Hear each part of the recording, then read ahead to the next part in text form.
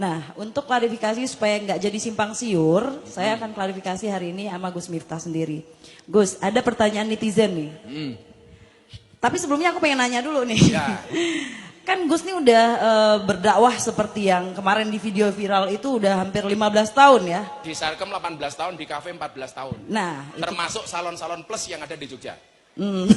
Salon plus itu apa? Puskesmas. Pusat kesenangan mas-mas. Oke. Dan selama ini itu nggak pernah ada masalah ya Gak Gus? ada masalah, gak ada masalah. Tapi kali ini Bahkan kita ada majelis duha di tempat seperti itu. ya alhamdulillah, oke. Itu selama ini nggak ada masalah, tapi kali ini jadi viral Gus. Jadi masalah. Nah, apa pandangan Gus berdakwah atau sholawat di tempat, maksudnya kafe seperti itu, yang adabnya banyak yang bilang di komen ya, kalau bukannya sholawat itu harus tempat yang, atau berdoa melafazkan nama-nama Allah itu harus di tempat yang bersih, sedangkan di sana kan jual kamar, terus tempatnya bermaksiat katanya gitu. Jadi pandangan Gus sendiri gimana gitu? Nabi Ibrahim itu dakwahnya menggunakan makanan. Pernah satu ketika Nabi Ibrahim itu masak enak banget, seperti masakannya Bunda. Bapak Ibu semuanya bisa tanya Bunda, pernahkah Gus Miftah mencacat, mencaci maki, menghina makanan yang dihidangkan oleh Bunda? Wallah nggak pernah, tanya Bunda. Kalau senang saya makan, nggak senang saya diam. Orang kok tak banting piringnya orang. Jadi ketika Nabi Ibrahim ini dakwah dengan makanan, semua orang disuruh makan. Maka kenapa Nabi Ibrahim itu gelarnya Khalilullah, kekasihnya Allah. Ternyata Nabi Ibrahim itu rajin ngasih makan orang. Lah, begitu dia makan, orang-orang dipanggil Mbak Cinta. Sini makan. Agamamu apa? Nyembah siapa? Allah. Kamu makan, silakan. Datang lagi. Kamu nyembah siapa? Allah. Ayo makan. Kamu nyembah siapa? Allah. Ayo makan. Terakhir ada orang datang. Kamu nyembah siapa? Kamu nyembah Allah enggak? Enggak. Saya enggak nyembah Allah. Enggak usah, kamu enggak boleh makan. Pergi sana. Akhirnya apa? Nabi Ibrahim ditegur sama Allah Subhanahu wa taala. Ibrahim, kenapa dia kamu usir? Jelas, yang lain nyembah Allah Tuhan, dia tidak nyembah Allah. Apa jawaban Tuhan kepada Ibrahim? Ibrahim, yang baik dan yang buruk, yang nyembah aku dan tidak nyembah aku, semuanya adalah hambaku. Dan tiap hari mereka aku kasih makan. Lah kamu Ibrahim, cuman ngasih makan sekali saja kok kakean syarat. Terus gimana Tuhan? Kasih dia makan, walaupun dia tidak nyembah aku. Toh dia juga hambaku. Artinya apa? Akhlak yang ingin diajarkan oleh Nabi Ibrahim dan Nabi Muhammad adalah baik kepada orang baik dan tetap baik kepada orang yang tidak baik. Ya, saya ingat kata-kata Gus juga, katanya Gus hanya di dunia ini hanya ada dua orang. Hanya ada dua model. Orang baik dan orang belum baik. Belum baik, bukan ya. jelek. Ya, saya di sini adanya di tengah ya Gus. Jangan sampai nanti saya bilangnya mepet ke sini, jangan ya. Jadi intinya untuk Gus Miftah biasa dipepet deh. Jadi intinya tadi Gus pandangannya seperti itu. Tapi masalahnya ini masalah adab. Yang dipeributkan adalah masalah adab karena dalam melafazkan kita membaca ayat suci atau sholawat itu kan harus berpakaian, ada adabnya. Mbak Cinta pernah nggak ketemu dokter spesialis? Pernah. Dokter spesialis itu harus senantiasa sejenis kelamin nggak? Enggak. Apakah dokter profesi itu dokter laki-laki pegangnya cuma laki-laki, dokter perempuan memegang pasien perempuan? Boleh nggak ketika memang spesialisnya itu cuma laki-laki, kemudian pasiennya perempuan? Boleh nggak dokter laki-laki pegang pasien perempuan? Kalau memang cuma satu itu nggak dipegang sama dokter laki-laki, modar, nggak ada yang nangani. Lah, kenapa Gus Miftah itu masuk ke dunia seperti itu? Apakah ini melanggar adab? Adab menurut siapa? Karena Al-Quran mengatakan ud'u ila sabili rabbik, serulah kepada jalan Tuhanmu. Yang diseru itu bukan orang yang baik. Orang yang belum baik diseru supaya menjadi baik. Amin. Kalau mbak-mbak kafe itu malam minggu paling tak suruh ke sini, nggak mungkin mau, wong mereka kerja. Apalagi malam minggu itu pasti malam yang paling rame untuk mereka. Nggak mungkin datang. Tapi saya acungi jempol 5 sama mbak-mbak Sarkem. Nggak cuma 4, 5. Siji, loro, 3, 4, siji ini golek dhewe. Mereka mau datang mbak ke sini mbak. Dari Sarkem dan teman-teman WTS itu mereka nyewa bis mbak, datang. Walaupun setelah itu mereka kembali bekerja. Tapi kita tidak boleh menjadi hakim bagi mereka. Kenapa? Alaihissallah bi'ahkamil hakimin. Yang berhak menjadi hakim adalah Allah. Lah kenapa adabnya Gus Miftah sampai masuk ke sana? Karena nggak ada satupun orang yang mau datang ke sana. Kalau kemudian netizen tanya sama Gus Miftah, ini mbak, yang barangkali Mbak Cinta nanti harus sampaikan. Kalau ada netizen tanya sama Gus Miftah, Oh, Gus Miftah ngaji di kafe itu karena motifnya ekonomi, karena duit dan lain sebagainya. Tanya Mbak Sarkem. Gus Miftah pengajian 18 tahun di Sarkem, konsumsi bawa sendiri, nasi bawa sendiri untuk mereka. Gus Miftah bagi mukena, Gus Miftah bagi sajadah, bagi Al-Quran. Nggak pernah dapat apa-apa, justru kita yang kasih mereka apa-apa. Supaya apa? Supaya hijrah ke jalan Allah Subhanahu wa taala. Kowe kudu iso ngono kuwi le ra nang ini. Ada lagi Mbak? Ya, ada lagi pertanyaan. Yang lebih pedes pertanyaannya apa? Aduh, saya takut nih, saya di kampung Gus Miftah nih. Oh, nggak ntar apa-apa. saya nggak bisa pulang. Oh, pulang. Nggak apa-apa, ntar bapak-bapak temenin saya pulang, kan bajunya Cie sama. cie cie. Bang Modus Gasim ya? langsung yes. Biasa, kalau host itu biasa kayak gitu. Modus. Biasanya kan Gus Miftah nyuarakan. Nih, ada sebuah pandangan, kenapa nggak diberitahu dulu gitu? Maksudnya menggunakan pakaian sopan gitu kan, setidaknya tidak ada yang namanya zina mata yang beriringan dengan sholawat gitu. Kenapa sih nggak dikasih tahu dulu Gus gitu? Begini, belum tentu orang yang melihat itu nafsu dan belum tentu orang yang tidak melihat itu tidak nafsu. Banyak orang di kamar sendiri nggak lihat apa-apa, tidur begini, tapi otaknya kemana-mana. Contohnya gue loh. Ini di kamar loh, fantasinya kemana-mana. Tapi banyak orang yang kemudian berjumpa dengan hal seperti itu sama sekali tidak ada pikiran apapun. Mbak, kalau memang saya harus nakal, sudah 18 tahun. Alhamdulillah, jangankan kok alkohol, ngerokok pun saya tidak. Santri semuanya bisa lihat, pernahkah abah ngerokok? Enggak. Kalau kemudian orang berpikiran, alah paling ngaji di kafe habis ngaji minum. Wallah, sekalipun satu tetes pun Gus Miftah tidak pernah merasakan namanya alkohol. Jangankan alkohol, ngerokok gitu cangkemku radoyan. Enggak. Kenapa? Karena saya yang jaga. Kalau saya sampai minum, saya tidak berhak ngasih tahu mereka untuk ngaji. Kenapa? Karena nggak ada bedanya saya dengan mereka. Kalau kemudian kemarin Mbak seperti itu sebenarnya nggak terlalu ekstrim seperti itu. Memang pernah sekali dua kali seperti itu. Tapi rata-rata kalau Mbak Sarkem itu ikut pengajian Mbak, mereka juga pakai jilbab. Makanya daripada nyinyir, coba datang. Coba datang ke sana. Mereka tanya, Gus Miftah ikhlas nggak ngasih kami mukena atau ruku atau sajadah? Ikhlas. Syaratnya apa? Untuk sholat. Jangan untuk kemul. Saya bilang begitu. Ini kan masalah sudut pola pandang aja, makanya kan aku juga hanya bisa menengahkan saja gitu. Jadi Kadang kadang-kadang mereka juga pakai, kadang-kadang tidak. Ya. Tapi yang jelas, kita tidak bisa memaksa mereka. Kalau mereka saya paksa, maka jadi ngaji. Kamu harus berjilbab. Nanti kalau ada tamu datang, kamu sapa dengan kalimat Assalamualaikum. Bubar tamu ini rata kok. ya maksudnya gini loh Gus, pandangan orang tuh berbeda-beda ya, apalagi Pasti netizen, ada yang nggak suka. netizen gaib. Dan ada juga yang aku lihat itu bilang yang ngebela Gus ya di komen ya, yang dia bilang dia salah satu, kalau nggak salah namanya Dennis, dia salah satu murid Gus yang dulunya juga sadarnya di. Sudah ini saja, komplit, ini iki. Mana? Iki. Ada orang ya? Ini lebih sadis daripada itu. Mana? Ini. Naik panggungnya ini, muka panggung nih, ngentane apa le? Ben ngerti. Ini nih, muka panggung nih. Sini sih nggak apa-apa lompat. Woi kayak lompat gue kulkas kan lo. Berarti maling. Ini namanya Mas Zulham. Ya. Mas Zulham. Siap, Mas. Ini dulu dunianya malam. Keamanan kafe-kafe. Bikinannya minum. Alhamdulillah bertobat. Kalau dulu ditanya pernah baca orang, tanya sendiri. Pernah baca orang? Apa boleh? Taman kayak gini. Wis masa lalu. Tak tanya dulu. Pernah di penjara berapa tahun? 3 tahun. Pernah di penjara 3 tahun. Waktu itu kasusnya apa le? Apa boleh? Nggak apa-apa Mas. Udah aman. Penting pernah baca uang atau apa gitu aja. Pernah baca orang. Pernah baca. Di penjara 3 tahun. Nah, Kemudian jadi keamanan kafe berapa tempat? 2. 2 tempat. Sekaligus. Sekarang setelah kamu kenal Abah, kamu ikut ngaji Abah, kamu masih kerja di kafe nggak le? kenal Abah di kafe atau kenal Abah di? Dia datang ikut ke pengajian. Oh, datang itu Termasuk pengajian. di tempat prostitusi itu.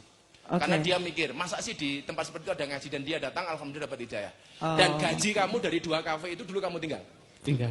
Kamu sekarang kerjanya apa? Yo, alhamdulillah ada-ada aja. Ada-ada saja. Meninggalkan 2 tempat gajinya tiap bulan ada. Sama, saya juga kayak gitu. Alhamdulillah. Nah, Sama. berarti Meninggalkan jodoh, yang dibenci Allah untuk atau yang jangan-jangan dicintai jodoh Allah. nih malah. Masya Allah. Ini nggak dari Padang ceramahnya jodoh.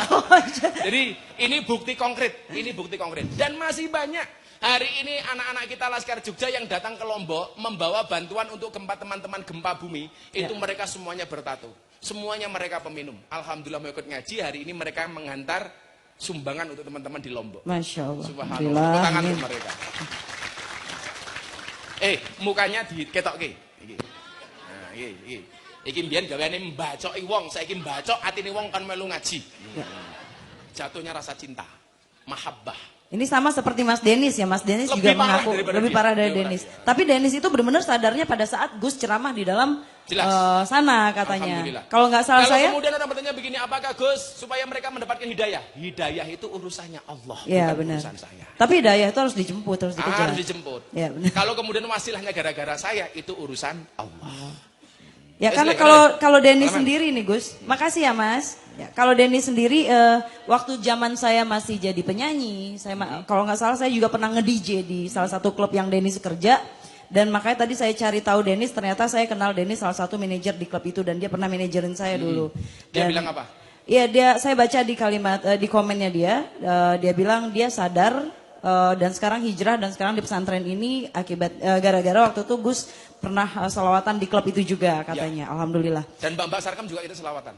Di Sarkem itu Mbak, itu kadang acaranya sholat isya. Kemudian kita tahlilan, selawatan, kemudian pengajian tanya jawab. Oke, tunggu aku mau nanya sedikit Gus, mumpung aku ingat ya. Apa? Ini pertanyaan dari aku pribadi. Gus pada saat selawatan itu bener kayak kemarin di Bali ya, aku lagi di Lombok, Gus di Bali. Di Bose Bali. Iya, Bose Bali ya kan. Itu nungguin orang pulang dulu atau orang lagi jedang-jedung Gus masuk? Itu memang sengaja kita kumpulkan. Kalau pengajian itu kita kumpulkan, baik karyawan maupun mereka tamu yang mau datang. Di jam berapa? Itu sebelum acara. Sebelum acara? Sebelum acara dugem. Oh sebelum acara dugem. Oke, berarti nggak jedung-jedung. Jadi sebelum mereka dugem, dunia gemerlap, kita dugem dulu, duduk gemetar. La ilaha illallah. Ya ini sebenarnya ini pertanyaan yang hampir sama seperti tadi Gus ya. Cuman ini dari netizen juga masih tetap menanyakan ini. Kalau tempat itu tergolong tempat yang terdapat najisnya, lalu melafazkan kalimat Allah dan salawat di dalam sana. Sebagian pandangan menyamakan itu dengan seolah melafazkan kalimat Allah di dalam kamar mandi. Gimana tuh menurut Gus? Mbak Cinta pernah masuk toilet? Pernah? Kalau masuk toilet itu doanya apa?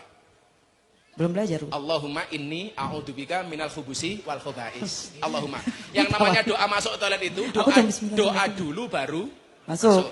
Setelah kita selesai buang hajat, ada nggak doa keluar toilet?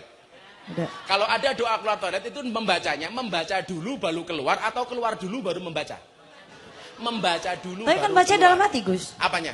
Bacanya dalam hati bukan? Membaca doa ketika keluar dari toilet itu tidak harus sirri. Begitu kita mau keluar, alhamdulilladzi adzaba ma yu'dini wa abqa fi ma yanfa'uni sambil keluar. Itu boleh. Boleh. Itu boleh.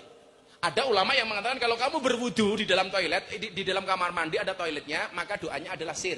Ada yang mengatakan seperti itu. Yeah. Ada yang kemudian kita keluar dari kamar mandi berdoa, alhamdulilladzi adzaba anil adza. Itu boleh. Boleh ya? Boleh. Yang tidak boleh itu berlebih-lebihan Mbak. Mentang-mentang malam ini mau selawatan di Pandai Oraji, lupa dengan syairnya mandi sambil duduk di toilet, ngingat-ingat sholawatnya. Sholatullah salamullah, itu nggak boleh. Itu namanya berlebih-lebihan. Oke. Lebay. Nih ada salah satu murid lagi nih Gus ya, salah satu murid dari guru Gus. Yang salah satu murid dari dulu Gus piye. Iya, jadi Gus punya guru katanya dan dia murid. salah satu murid juga gitu, tapi murid baru. Gus kan senior, dia masih junior. Cuman dia ada dengar kabar gurunya ini sayang sama Gus, tapi Gus ini agak nakal katanya. Nah, itu gimana? Kira-kira Gus tahu nggak siapa gurunya? Lah kalau Gus emang nakal. Kalau nggak nakal nggak mungkin mereka cinta sama Akyu. Siapa tuh Pak gurunya? Iya saya nggak tahu, dia cuma nulis di komen itu. Dia itu Gus Miftah itu adalah gurunya itu sama dengan saya, tapi guru saya bilang kalau Gus itu agak nakal, tapi guru saya sayang sama Gus. Kalau saya itu nakal dari SMP Mbak. Dari SD udah nakal. Jadi kalau kemudian ada orang, oh dasar Ustadz nakal, emang nakal. Karena binaan saya santri-santri nakal. Bagaimana saya mau nangkap maling kalau saya tidak tahu ilmunya maling? Yang nempokin banyak, aku takut pulang. Tunggu, ini ada pertanyaan agak pedes sedikit ya. Agak berani nggak ya? Berani. Bu, ini pertanyaan dari netizen ya Bu, bukan dari saya. Nggak apa-apa ya. Santai, mereka itu orang-orang yang besar dadanya. Artinya baik hatinya. Amin, amin. Kempes.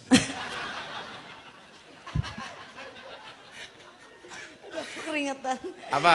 Enggak. Yang paling pedes apa? Yang paling pedes gini, ada katanya viral, hari ini viral Gus ya, masalah yang tadi dan disama-samakan dengan beberapa ustadz.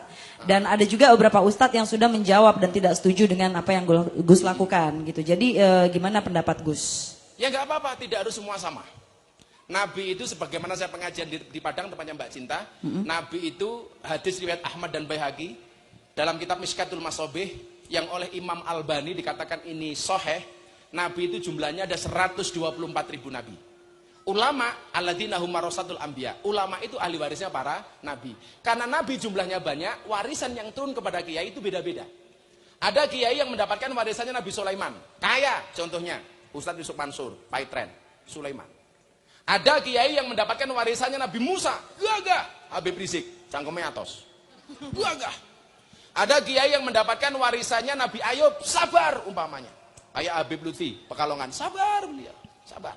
Ada kiai yang mendapatkan warisannya Nabi Dawud, suaranya bagus. Habib Syekh, suaranya bagus. Ada kiai yang mendapatkan warisannya Nabi Yusuf, ganteng, Gus Miftah.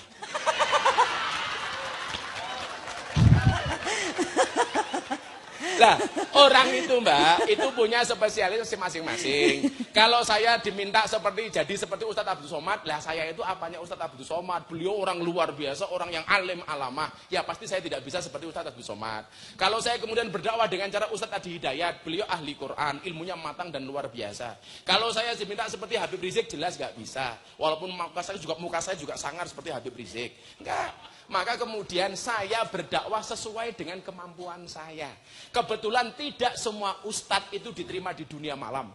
Saya seringkali membawa teman ustadz masuk ke dalam, ditolak mentah-mentah sama mereka. Satu ketika ada ustadz dari Jakarta masuk ke Sarkem. Gus, ini bisa nggak ngaji? Silahkan. Tapi saya nggak bisa mendampingi karena saya ada ngaji di Jawa Timur.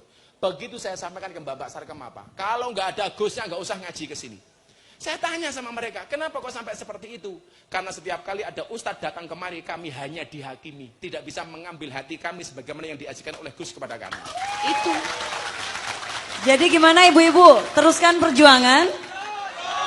Terus ya? Terus ya? Jadi kalau kemudian ada yang tidak sependapat, nggak apa-apa. Luar biasanya apa? Tapi Gus siap ya? Oh siap. Siap kalau seandainya Gus ntar tiba-tiba besok diundang di acara TV, dihadapin dengan beberapa itu kemudian, gitu. Kenapa tadi saya bilang mahabbah rukun? Orang itu nggak bisa rukun. Itu menurut Ibnu Athaillah As-Sakandari dalam kitab Hikam, itu sebabnya karena dua. Karena satu merasa diremehkan, yang kedua karena merasa diganggu. Dan ketika Gus Miftah diremehkan, Gus Miftah nggak apa-apa. Nggak apa-apa. Nggak pernah sakit hati. Ini lucu, kita sholawat di kafe dengan sholawat yang nggak setuju, misuh-misuh sama Gus. Anjing, setan lu. Pertanyaan saya, yang sholawat lebih baik mana? Yang sholawat di kafe apa yang misuh-misuh? Sholawat. Yang sholawat kan dipisuh-pisuh. Tapi apakah Gus Miftah sakit hati? Enggak. Karena apa? Karena kita tahu. Uang 100.000 itu walaupun diinjak-injak kayak apapun itu tidak mengurangi nilainya. Uang yang 1.000 rupiah walaupun dinaikkan melalui layang-layang tetap saja dia tidak bisa lebih dari 100.000. Coba saya tanya sekarang. Ini Mbak, ini pelajaran sama Mbak Cinta. Coba saya tanya, ibu-ibu pilih mana?